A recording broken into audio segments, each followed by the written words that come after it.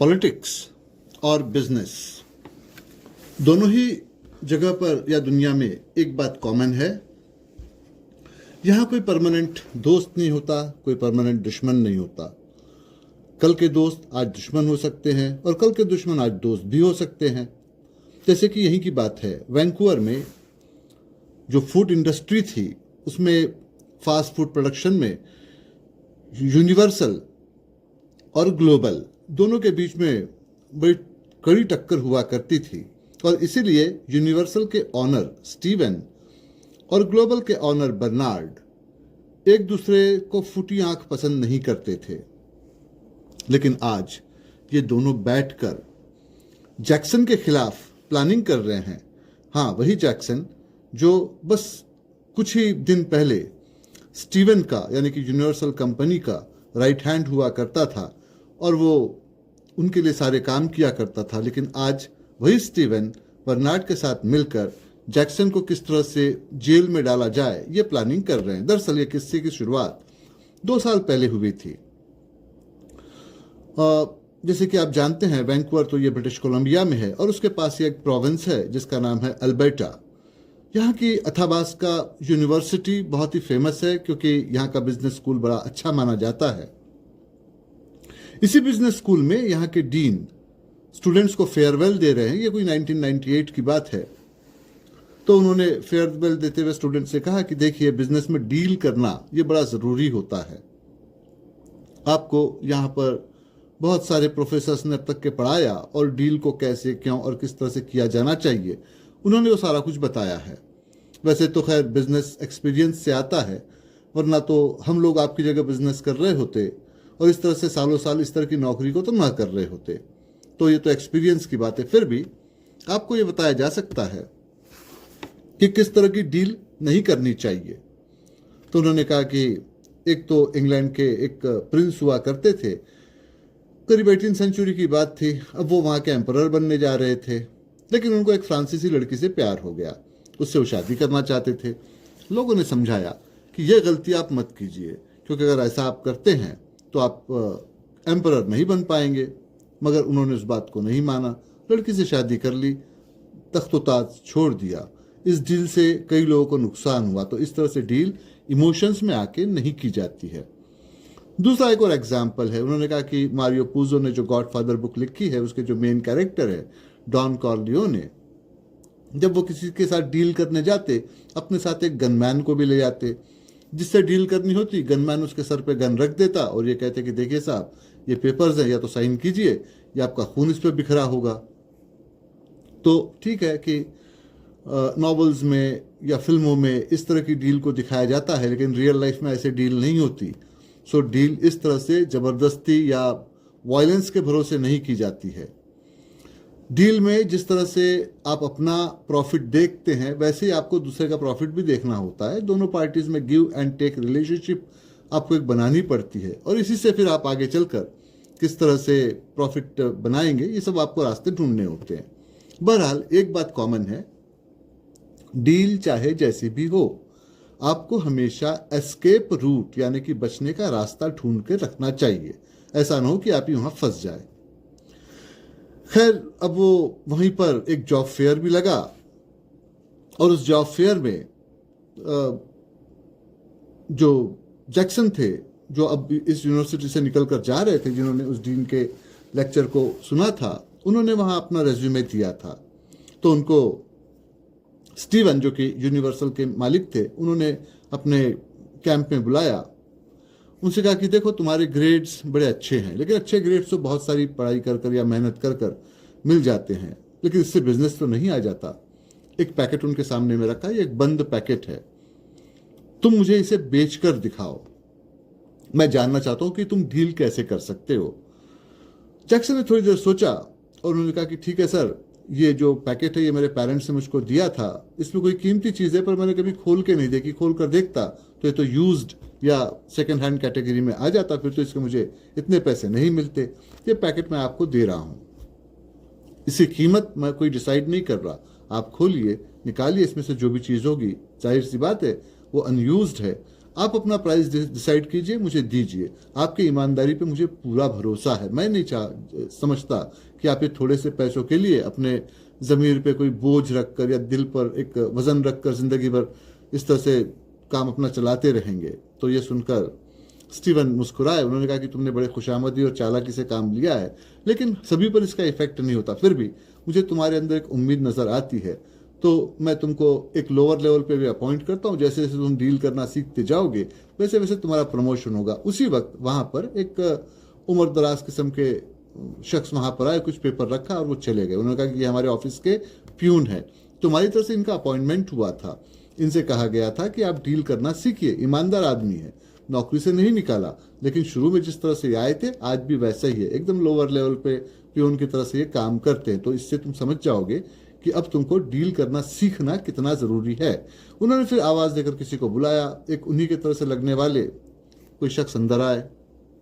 उन्होंने कहा कि ये मेरा भाई है रेमन, ये इस बिजनेस में मेरे बाद की हैसियत रखता है, तुम इसी के अंडर में काम करोगे, सारी रिपोर्टिंग इसी को करोगे, ये बिजनेस के बारे में बहुत कुछ जानता है, तुमको सिखाएगा। खैर अब रेमन से उन्होंने बातचीत की और फिर जैक्सन वहाँ पर काम करने लग गए। बहुत जल्दी ही जैक्सन को कुछ बातों का पता चला। पहली बात तो ये कि स्टीवन ने इस बिजनेस की ऑनरशिप एक डील के थ्रू की थी। दरअसल वो इस कंपनी में जब पहली बार आए थे तो यहाँ के जो ऑनर थे उनका नाम था फुलटॉन। फुलटॉन की उम्र काफ़ी हो गई थी, सेहत उनकी ठीक नहीं रहती थी। डॉक्टर्स ने कह दिया था कि आप ज़्यादा दिन जिंदा नहीं रहेंगे। पर उनकी दूसरी परेशानी ये थी कि उनकी बेटी अमांडा ये कमज़ोर दिमाग की थी और इसी वजह से उसकी शादी के बारे में हिचकिचा रहे थे, क्योंकि वे जानते थे कि लड़की इतनी सीधी, इतने कमज़ोर दिमाग की, इसका कोई भी फ़ायदा उठा लेगा, आखिर इतना पैसा उनके पास है। तो ऐसे में स्टीवन ने उनके सामने प्रपोजल रखा एक डील करने का। उन्होंने कहा कि ठीक है सर, ये डील हो जाती है हमारे आपके बीच, अगर आपको एतराज़ ना हो तो मैं इस लड़की से शादी करूंगा। तो उन्होंने कहा कि ठीक है, तुम शादी तो कर लोगे, लेकिन मालकिन तो हमेशा वही रहेगी। स्टीवन ने उस डील को मान लिया। खैर वो उनकी मौत हो गई, इनकी शादी अमांडा से हो गई। वो पेपर्स कुछ इस तरह से बनाए गए थे कि उसमें साफ लिखा गया था कि अमांडा चाहकर भी जो उसके 55% शेयर है उसके नाम के, वो कभी भी इनके नाम पर ट्रांसफ़र नहीं कर पाएगी स्टीवन के, वो उसी के पास रहेंगे। इतना होते हुए भी अमांडा बिजनेस के मामले में कभी दखल नहीं देती थी, सारी बातों को सुन लेती और वो चुप रहा करती, उसका दिमाग उतना तेज था भी नहीं। खैर जब स्टीवन को ये लगा कि भाई इस तरह से अकेले काम तो नहीं चल पाएगा, भरोसे का आदमी कोई चाहिए, तो उन्होंने अपने भाई रेमन को भी उस बिजनेस के अंदर में बुला लिया। इसके अलावा एक रूमर ऐसा भी था स्टीवन के बारे में कि शायद उनकी कोई गर्लफ्रेंड भी है, लेकिन इससे जैक्सन को कोई मतलब नहीं था। जैक्सन सोच रहे थे कि भाई मुझे तो यहाँ सिर्फ काम ही करना है और दूसरों की पर्सनल लाइफ में झांकने की ज़रूरत क्या। इसके अलावा एक चीज़ और भी थी, जैसे कि इनकी यूनिवर्सल कंपनी थी वैसे इनकी राइवल थी ग्लोबल। ग्लोबल के मालिक थे बर्नार्ड की उम्र 60 साल के आसपास थी, जबकि स्टीवन जो कि यूनिवर्सल के मालिक थे उनकी उम्र कोई 45 साल के आसपास ही थी, 45 ईयर्स के आसपास थी। बर्नार्ड और बिजनेसमैन की तरह से नहीं थे, वो इमोशंस के साथ बिजनेस किया करते थे, दोस्तों का हमेशा ख्याल रखते और दुश्मनों का भी। जिसने उनके साथ गद्दारी की उसको कभी माफ नहीं करते, चाहे उनका नुकसान कितना भी हो जाए। खैर ये कुछ दिन काम करते रहे। एक दिन रेमन ने उनको बुलाया।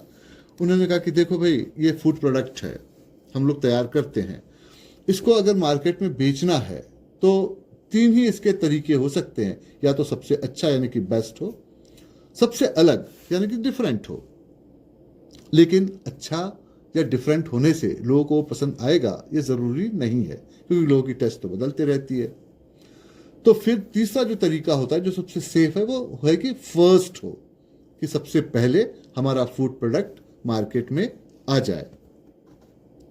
इससे एडवांटेज ये होता है कि जब तक लोग आपके फूड प्रोडक्ट को यूज़ करते हैं और आपका राइवल अगर चाहे भी अच्छा फूड प्रोडक्ट बनाना जो बना के ले आए आपके टक्कर का, तब तक कि आप अपना फूड प्रोडक्ट बेच चुके होते हो। 3-4 महीने का जो एडवांटेज होता है उसमें आप प्रॉफिट बना लेते हो। अब चाहे फिर वो उसके बाद अपना फूड प्रोडक्ट ले आए, या तो आप अपने फूड प्रोडक्ट को चेंज कीजिए या फिर हटा ही लीजिए, पैसे तो आप कमाई कर चुके हैं, फिर नया कोई फूड प्रोडक्ट आप ले आइए। लेकिन जो फर्स्ट का चक्कर है ये बड़ा मुश्किल है। इसकी पहली वजह यह है कि ग्लोबल जो हमारा राइवल है उसकी जो प्रोडक्शन कंपनी है जो इस तरह की प्लानिंग करती है वो हमसे कहीं बेटर है। हम लोग उस तरह की प्लानिंग नहीं कर पाते हैं, तो हम लोग चाह कर भी अपने फूड प्रोडक्ट को सबसे पहले और सबसे अच्छी तरह से मार्केट में नहीं ला सकते। अब दूसरा तरीका क्या हो सकता है? अपने फूड प्रोडक्ट को सबसे पहले लाने का। तो उन्होंने कहा कि देखो यहाँ पे एक गवर्नमेंट ऑफिसर है जिनका नाम डिक्सन है, ये फूड सप्लाई ऑफिसर है, ये हमेशा जो टिप्स या इंफॉर्मेशन होती है उनके पास वो ग्लोबल को पास करते रहते हैं। हमने बहुत बार कोशिश की कि हमारे फेवर में आ जाए, बहुत सारी डील उसके साथ करने की कोशिश की, लेकिन कभी भी ये बात बन नहीं पाई। तो अगर तुम उससे कुछ ऐसी डील कर पाओ कि कम से कम कुछ टिप्स वो हमको भी दे दे, तो इससे हमको बड़ा फायदा होगा और हम इस तरह से जो फर्स्ट प्रोडक्ट उतारने का सोचते हैं अपना, वो पूरा हो जाएगा। जैक्सन ने डिक्सन पर नजर रखी। बहुत जल्दी उनको पता चला कि डिक्सन के ऊपर कर्ज चढ़ा हुआ है, क्योंकि वो बड़ी ऐशो आराम और शान शौकत की जिंदगी को बिताते हैं। जिन्होंने उनको कर्ज दे रखा था उनसे कांटेक्ट किया, उनको कुछ पैसे दिए, उन पर दबाव डलवाया डिक्सन पर, और फिर बाद में वो डिक्सन के पास गए, उनसे कहा कि देखो मैं जानता हूं कि कर्जदार तुम पर दबाव डाल रहे हैं, ये बात किसी को पता नहीं चलेगी कि तुमने मुझे टिप्स दिए हैं, बदले में तुमको पैसे दे रहा हूं, ये वन टाइम एडजस्टमेंट है, इसके बाद ना तुम मुझे देखोगे ना मैं तुमको देखूंगा। डिक्सन को बुरा तो बहुत लगा उस बात का, क्योंकि अब तक के उनसे इस तरह से किसी ने कोई बात नहीं की थी, लेकिन मुश्किल ये थी कि पैसे देने जरूरी थे, न देते तो उनकी बदनामी होती, क्योंकि कर्जदार उनके सर पे चढ़े हुए थे। खैर उन्होंने पैसा दे दिया, इनको कुछ टिप पास कर दी और ये टिप लेकर इन्होंने रेमंड को दे दिया। कुछ दिन और निकले, रेमंड ने फिर इनको बुलाया, उन्होंने कहा कि देखो एक यहाँ पर मिनिस्टर है जो कि फूड इंडस्ट्री के डिपार्टमेंट का इंचार्ज है, जिसका नाम कोल्डवेल है। ऐसे तो इसकी पोजीशन कोई बहुत बड़ी नहीं है, लेकिन मुश्किल यह है कि हमारे फूड प्रोडक्शन के साथ में इसका डायरेक्ट कनेक्शन बनता है। इसकी कमजोरी हमारी समझ में नहीं आ रही और ये हमारे हाथ भी नहीं आ रहा है। अगर तुम इससे किस तरह से डील कर सको जिससे कि हमको ये बताए कि कहाँ पर टैक्सेस कम होने वाले हैं, कहाँ गवर्नमेंट किस प्रोडक्ट को बंद करने वाली है, तो वो हमारी प्लानिंग के लिए बेटर रहेगा। मुश्किल ये कि ग्लोबल के साथ मिलकर काम करता है और अब तक के उनसे वो अलग नहीं हुआ है। जैक्सन ने इस काम को भी अपने हाथ में लिया। उन्होंने कुछ ऐसे फर्जी पेपर्स तैयार किए और उस मिनिस्टर से उन्होंने 5-7 बार मुलाकातें की, कई तरह की बातों से उनसे पूछताछ की वगैरह वगैरह। अब देखिए ऐसा होता है कि मिनिस्टर साहब बैठे होते हैं तो फिर उनसे मिलने वाले कई सारे लोग आते हैं और फिर वो भी चेयर्स पे बैठ के वेट करते अपना नंबर आने का। यहाँ पर जैक्सन ने मिनिस्टर कोल्डवेल पे बड़ी पैनी नजर रखी, तो उनको पता चला कि ये साहब तो ठीक है कि पैसे की लालच इनको नहीं होगी, लेकिन जो फीमेल्स मिलने आती है उनको बड़ी ललचाई नजरों से देखते रहते हैं। तो जैक्सन ने इस बात को दिमाग में नोट कर लिया। उन्होंने थोड़ा मार्केट में सर्च किया तो उनको एक मॉडल का पता चल गया जो तेज तर्रार और चालाक थी।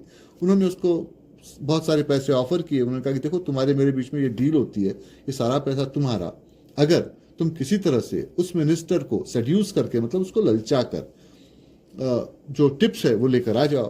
खैर उस मॉडल ने अपने काम को बड़े ठीक तरह से किया। इन्होंने उसको पैसे पे किए, उसने इनको सारी टिप्स ला कर दी और उनका ये काम भी हो गया।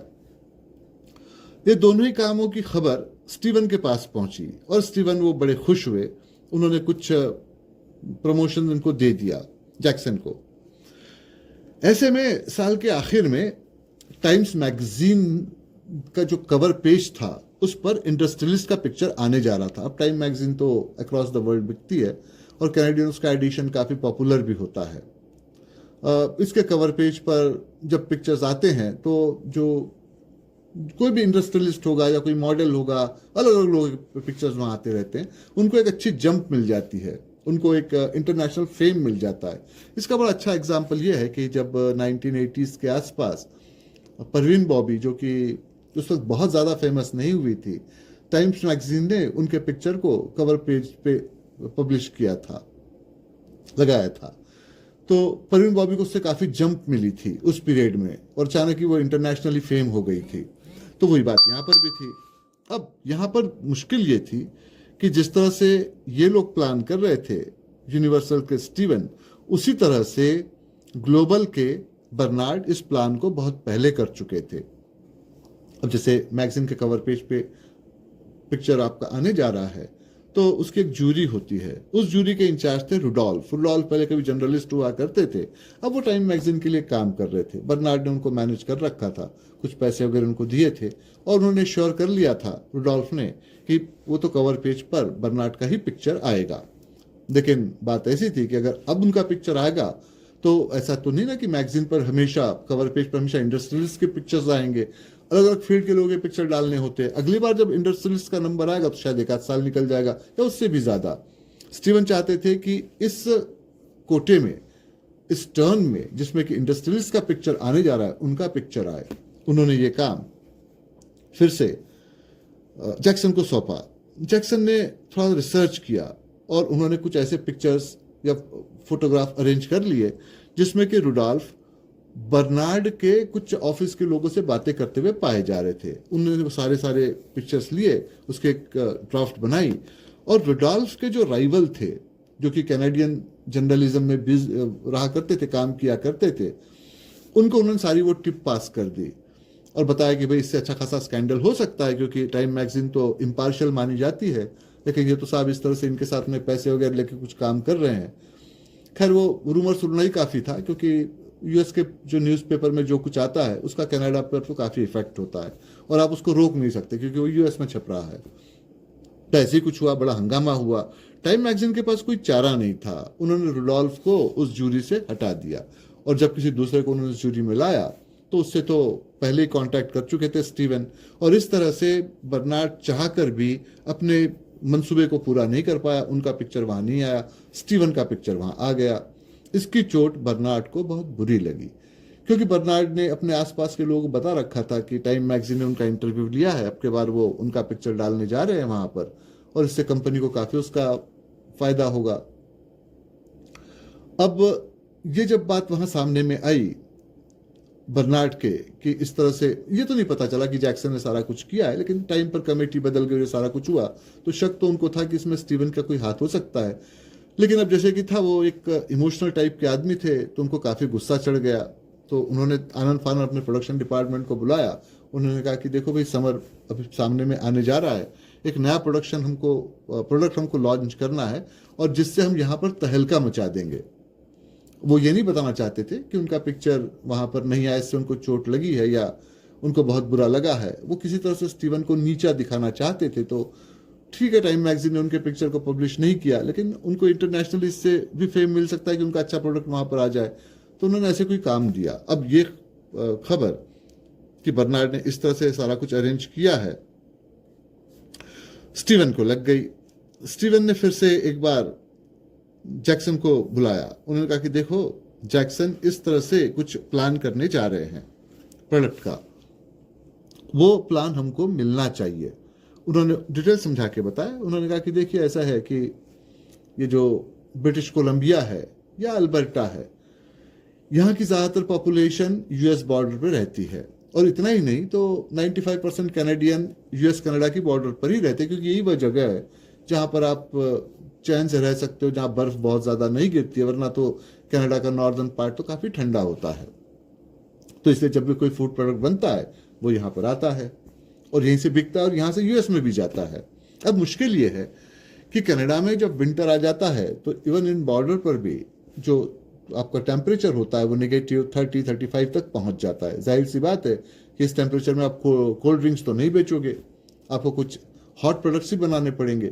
लेकिन जब समर आ जाता है तो ये एक पीरियड होता है जब आप काफ़ी कमाई कर सकते हो, क्योंकि समर में आपका प्रोडक्शन बदल जाता है और फिर टेम्परेचर भी 30 के आसपास पहुंच जाता है, तो लोग कई तरह की चीज़ों का इस्तेमाल करते हैं। तो जाहिर सी बात है कि कोल्ड ड्रिंक के अलावा भी कुछ ऐसे प्रोडक्ट आपको बनाने पड़ेंगे जो समर में लोगों को थोड़ा सा एक तसल्ली दे, एक राहत पहुंचाए, इस तरह की चीज़ें। तो ऐसे कुछ प्लान अभी बर्नार्ड करने जा रहा है, क्या वो नहीं पता। पर एक टिप मेरे पास है कि बर्नार्ड का ये काम जोनाथन करेगा, क्योंकि वही उसका प्रोडक्शन कमेटी का इंचार्ज है। अब देखो भाई, मुश्किल ऐसी है कि जोनाथन की जाहिरी तौर पे कोई कमजोरी नहीं है, पैसे देकर उसको बेवकूफ़ नहीं बनाया जा सकता, उसको आप किसी फीमेल का लालच दें वो नहीं हो सकता, ब्लैकमेल उसको नहीं किया जा सकता, क्योंकि वो सुसाइड कर लेना पसंद करेगा, अपनी जान दे देगा, लेकिन तुमको कोई अंदर की इंफॉर्मेशन नहीं देगा। उसकी वजह यह है, पहली बात तो यह कि जोनाथन ये बर्नार्ड का ब्रदर इन लॉ है, और दूसरी बात यह है कि उसके उस कंपनी में करीब 20% के आसपास शेयर भी हैं, तो अगर उस कंपनी का नुकसान हो तो उसका भी नुकसान होगा। तो इसलिए अपने वो काम को बड़े पैशन, बड़ी ईमानदारी के साथ करता है, आदमी इंटेलिजेंट है और उसको कोई बेकार के शौक नहीं है। अब तुम कैसे उससे डील करोगे, कैसे इस मामले को क्रैक करोगे, ये तुम पर डिपेंड करता है। जैक्सन ने थोड़ा सोचा, उन्होंने इस चैलेंज को भी एक्सेप्ट कर लिया। उन्होंने थोड़ी नज़र रखी जोनाथन पर और बहुत जल्दी उनको पता चल गया कि जोनाथन टोरंटो में एक सेमिनार में जा रहे हैं, पर वो तो सिर्फ बहाना भर है। दरअसल होता ऐसा है कि कनाडा में जो भी कोई फूड प्रोडक्ट बनता है उसको CFIA, Canadian food inspection agency, जो कि फूड प्रोडक्ट्स की जांच करती है, वो उस पर बड़ी कड़ी नज़र रखती है। अगर ऐसी कोई चीज़ बन रही है जिससे कि पब्लिक के हेल्थ को नुकसान हो सकता है, वो कभी उसको परमिशन नहीं देते।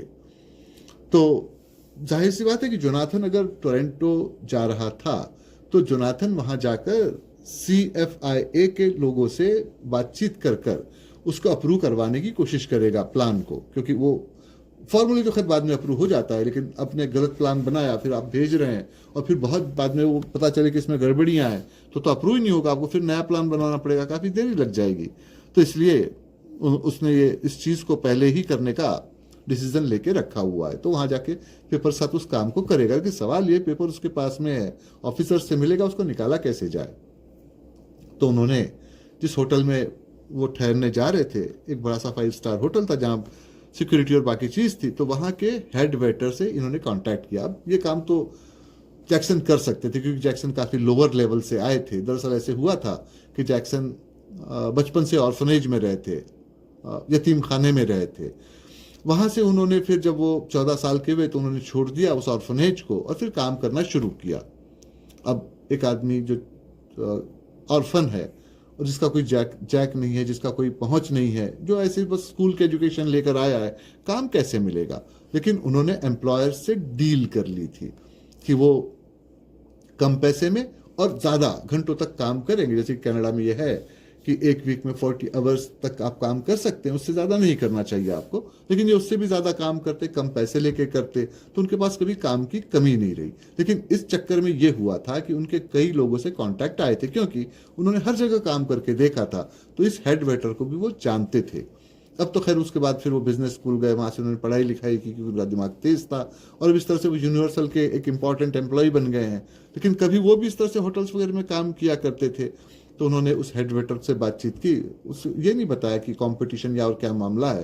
उन्होंने कहा कि एक ज़रूरी काम आन पड़ा है तुमसे, ये पैसे तुम रखो, और वहाँ पर जो जोनाथन आएगा, ठहरेगा, उसके पास में कुछ इंपॉर्टेंट पेपर है, मुझे उसकी फोटोकॉपी चाहिए, उसको पता नहीं चलना चाहिए, वो भी तुम मुझे ला कर दोगे। अब खैर वो एक तो इनको पहचानता था और दूसरा इस तरह के एडजस्टमेंट या इस तरह के अंडरहैंड काम जो होते हैं ये लोग पहले भी कभी कर चुके थे। तो उस हेड वेटर ने इस बात को मान लिया। जोनाथन को जब उनके कमरे में ड्रिंक सर्व हो रहा था तो ड्रिंक सर्व करते वक्त उसने उनके ड्रिंक में एक स्लीपिंग पिल, नींद की गोली डाल दी। दोपहर का ही वक्त था, जोनाथन कुछ पेपर्स वगैरह देख रहे थे, लेकिन जैसे ही उन्होंने वो ड्रिंक को पिया वो वहीं बिस्तर पर लुढ़क गए।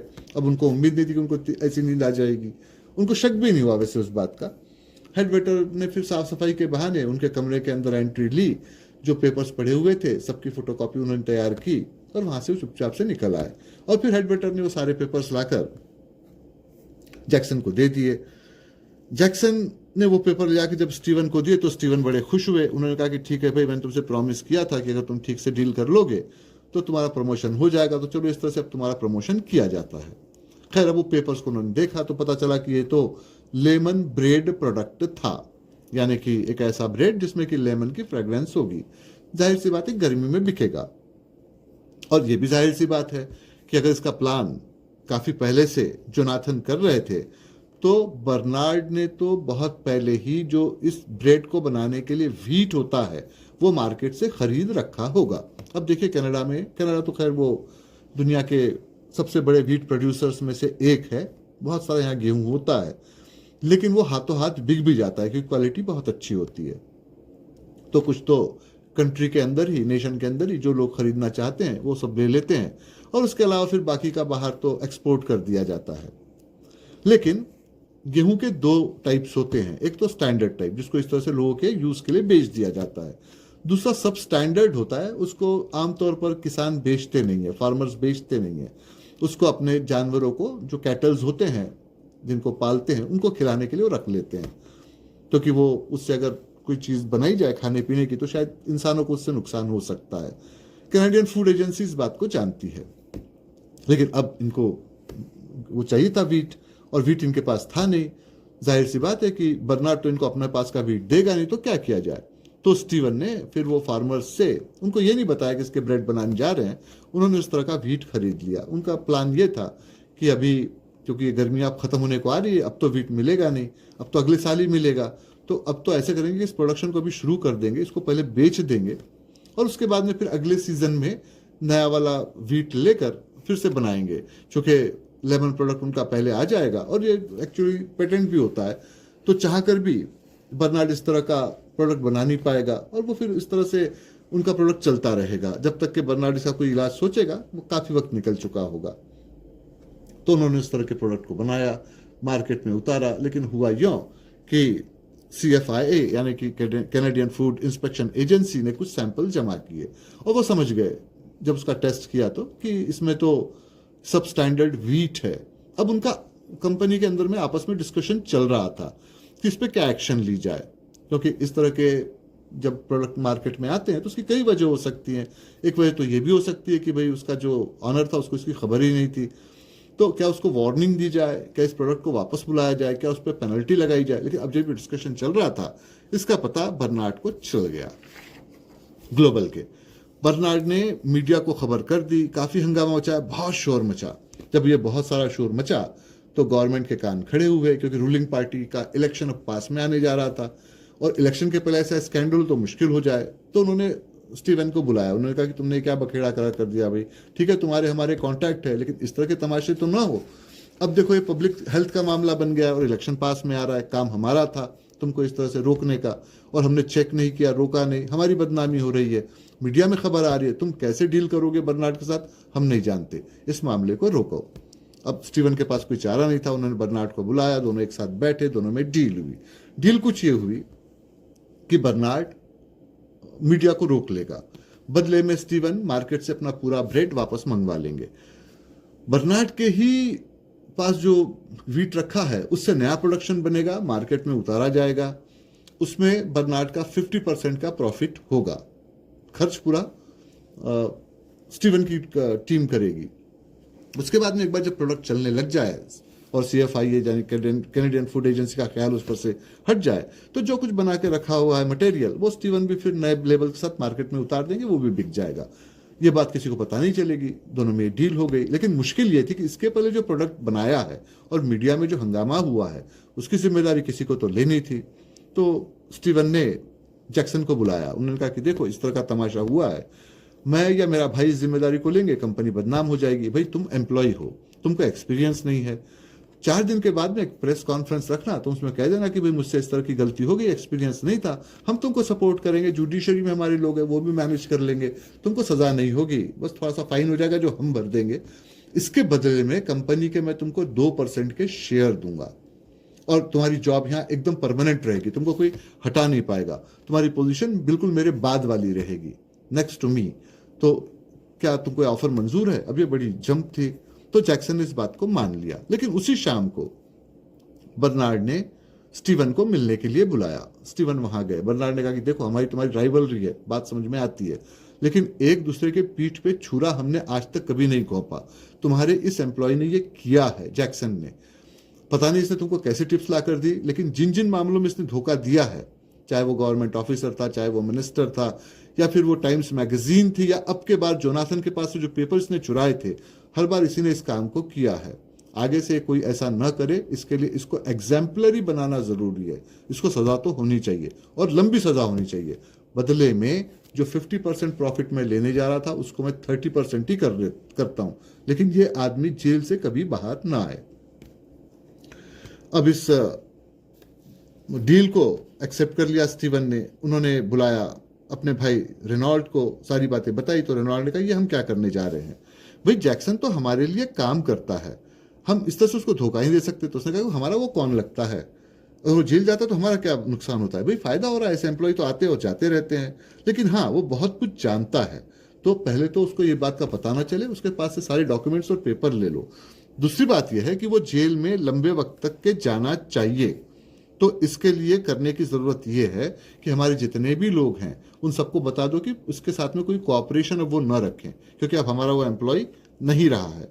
हम टाइम पर उसको सस्पेंड कर देंगे, एक बार जब वो डिक्लेयर कर देगा कि उसने सारा कुछ ये किया है तो उसको तो गिरफ्तार कर लिया जाएगा। हमने जो कहा था कि हम उसको सपोर्ट देंगे, वो सपोर्ट नहीं देंगे, बल्कि उसके जो दुश्मन है उनको हम एक साथ इकट्ठा करेंगे और उसको फंसाएंगे। तो उन्होंने उसके बाद में सबसे कांटेक्ट किया। तो जो गवर्नमेंट ऑफिसर थे जिससे कि वो धोखा खा चुके थे जैक्सन से पहले, उन्होंने बताया कि मैं बैक डेटेड में कुछ पेपर जमा करवा दूंगा जिससे पता चलेगा गलती इसी की थी। मिनिस्टर साहब ने कहा कि वो जुडिशरी को मैनेज कर देंगे, भाई उनको भी चोट लगी थी, इस आदमी ने उनको फंसाया था, तो वो लंबे वक्त के लिए जेल चला जाएगा। और फिर टाइम मैगजीन के जो रुडॉल्फ थे जिनको जिनको साथ की उसने धोखाधड़ी करके इस तरह से हटा दिया था ज्यूरी से, उसने कहा कि मेरे अब भी मीडिया में काफ़ी दोस्त हैं, तो वो इस बात को तो फैलाएंगे, बल्कि यूएस में भी फैला देंगे, तो चाह के भी ये दूसरी जॉब तो नहीं ले पाएगा। अब ये सारी प्लानिंग हो गई। 4 दिन के बाद में जैक्सन को एक पब्लिक मीटिंग में, प्रेस कॉन्फ्रेंस में इस बात को डिक्लेयर करना था कि उसने ये सारे काम को किया है अपनी नासमझी में। लेकिन हुआ यूं कि अगले दिन ही CFIA यानी कैनेडियन फूड एजेंसी और पुलिस पहुंची और उन्होंने स्टीवन को गिरफ्तार कर लिया, पूछताछ के लिए ले गई। उनसे मिलने के लिए वहां पर जैक्सन पहुंचे तो स्टीवन ने कहा ये कैसे हो गया, 4 दिन के बाद में तुम डिक्लेयर करने जा रहे थे, उसके पहले इन्होंने मुझे पूछताछ के लिए बुला लिया है। तो उस पर जैक्सन ने कहा कि आपके साथ डील करते करते मैंने बहुत सारी बातें सीख ली है कि डील कैसे की जाती है। तो मैंने आपके वाइफ के साथ डील कर ली, अमांडा के साथ। अमांडा को मैंने आपकी गर्लफ्रेंड के बारे में बताया, बदले में उसने आपने जो वीट खरीदा था उसके सारे पेपर्स मेरे पास दे दिए, वो मैंने CFIA के पास पहुंचा दिए, तो उन्होंने पुलिस के साथ मिलकर आपको गिरफ्तार कर लिया है।